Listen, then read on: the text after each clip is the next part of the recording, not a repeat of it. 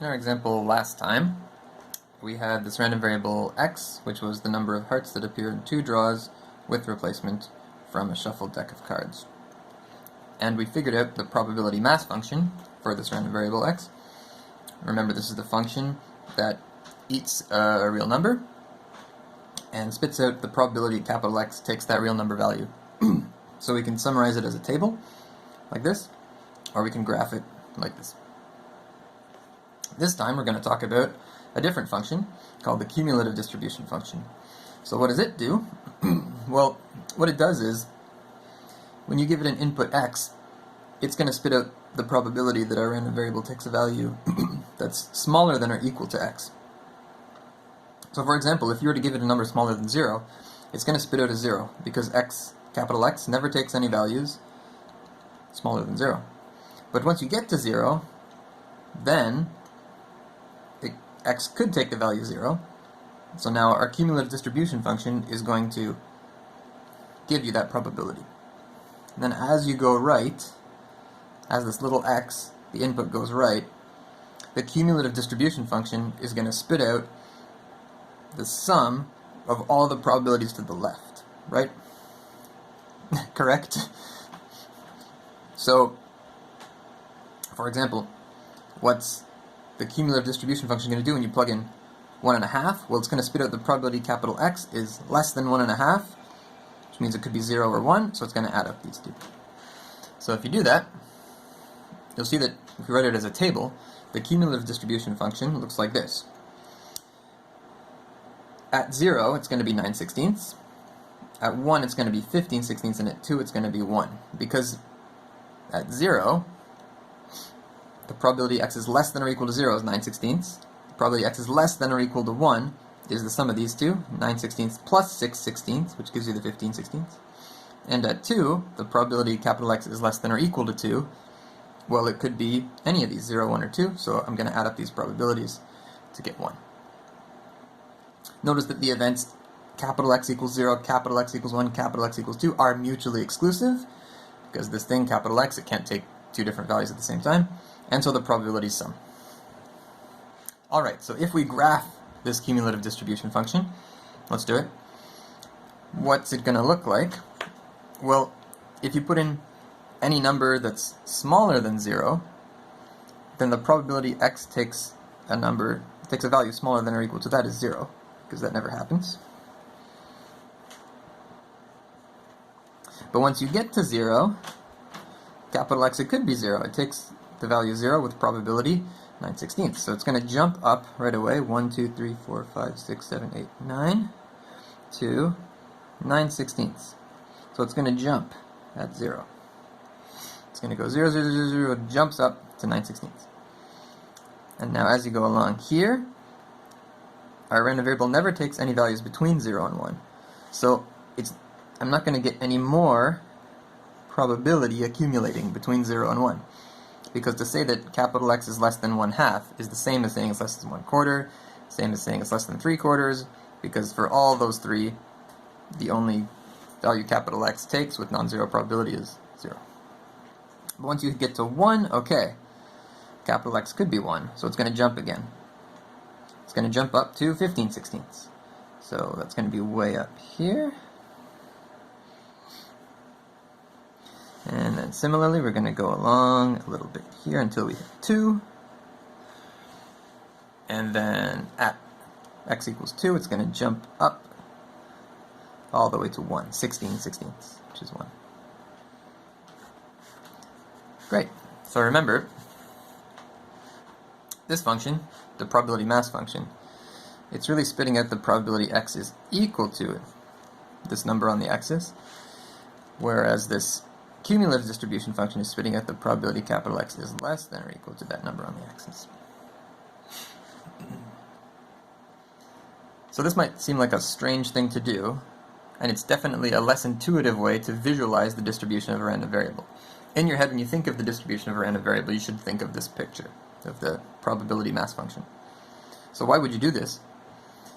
Well, this happens quite a bit in math, where the intuitively nice way of representing something is sometimes difficult to work with for the purposes of calculations, or for proving important results, or for generalizing it. That's exactly what's happening here. We'll see that this thing is often, although it's less intuitive to think about, it's often easier to work with.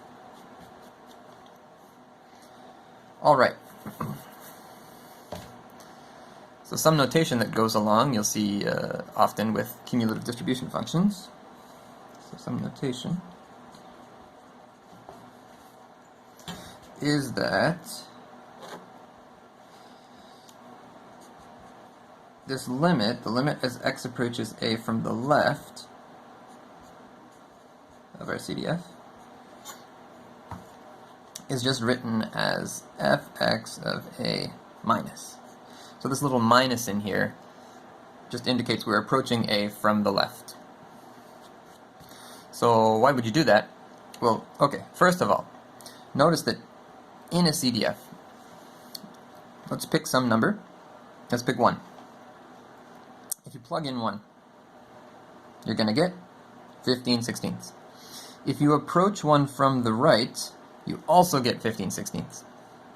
But if you approach 1 from the left, you don't get 15/16. You get 9/16. Get this number right here.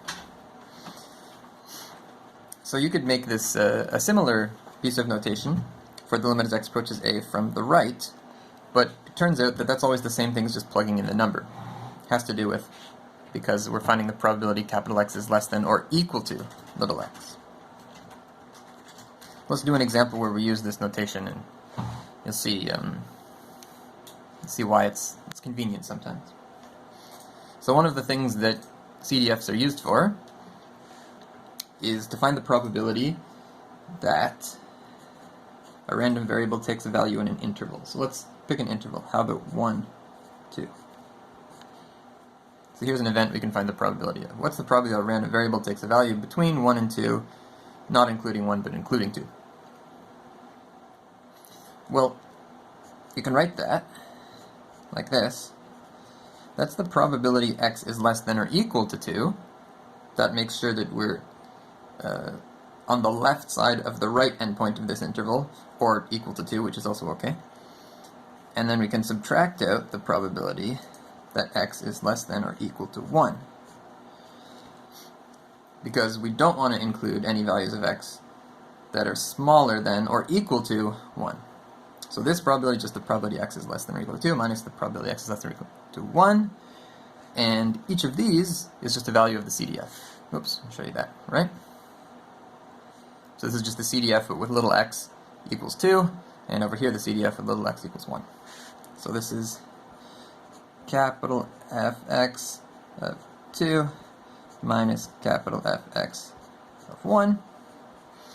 And I can just look up those values, right? In this table here, actually. It's very easy.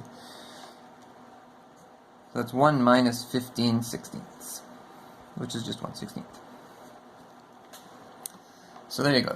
The probability that x is in the interval 1 to 2, not including 1 but including 2, you can calculate using the CDF really easily. And in general, the CDF is useful for this, for calculating the probability that a random variable falls into a particular interval. Notice that if we change this interval a little bit, let's try and include the right endpoint now. Now what changes over here? Let's redo this. Let's see what happens. So, now, I still want my random variable, capital X, to be less than or equal to 2. But now I'm going to subtract out the probability that capital X is less than 1, not less than or equal to 1. Because I want to keep the scenario where X is equal to 1. That's good, because 1 is in here. And now here the probability X is less than or equal to 2, well, that's by definition of the CDF. That's just capital F X at 2. But now here we have a problem, because here we have a less than, and here we have a less than or equal to. So I can't just put capital Fx of 1 here. That's not true. However, what I can do is I can say, well look, I want x to be less than 1. So any numbers less than 1 are okay. but 1 is bad. So anything in here just to the left of 1 is fine. But anything in here all has the same probability, right?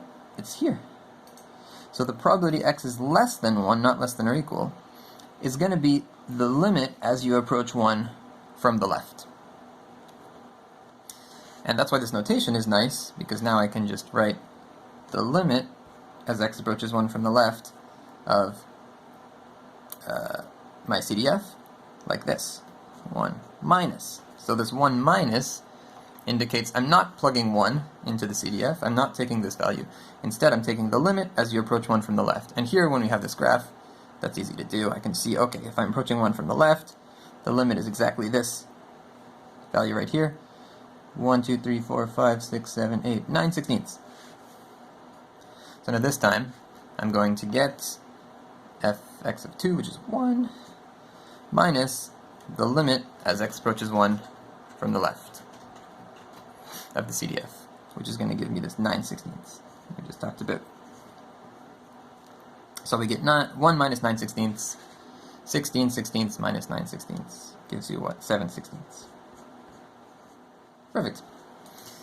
And let's just double check that makes sense, because let's think about this interval.